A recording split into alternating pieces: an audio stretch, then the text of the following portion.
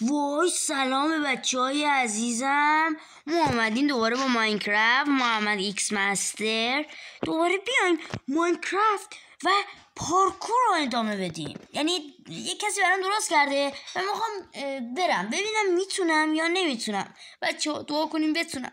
یک کسی برام درست کرده گفت از اینجا برم ها، از این ور گفت باید برسم به اون صندوقچه ها.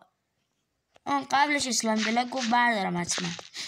معلوم نیست برای چی اسلایم بلاک، برای حتما پرتگاه چیزیه.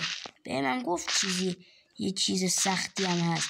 حالا اون گفت اول شما پارکورهای آسون رو برو، بعد برات سخت میسازم. بعد من بدبختم که اینم برام سخته. خب میرسیم به اینجا. من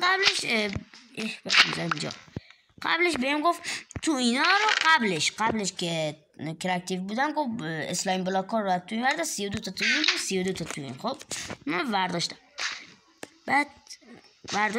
بعد اومدم سر خونه گفت شروع کن دیگه. منم شروع کردم. حالا بریم پایان رسیدنمون به اون چیزه، دروازه نده،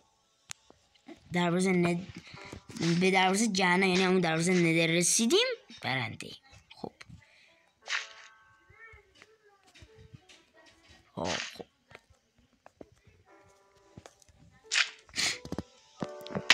اب نداره، یک کم جونمون کم شد. اب نداره، بذار جونمون پر بشه بعد بریم دیگه. کم تقلب بکنیم. الان میاد یا خود نیاد. از این ور بود. اینجا هم جونمون کم میشه. فقط یک کم باید بریم نقب، بریم نزدیک ببینیم چی. باید بپریم توی اینجا. سخته، خیلی سخته.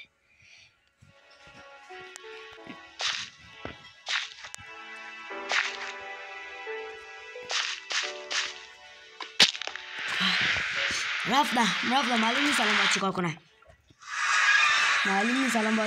یا آقا معلوم نیست.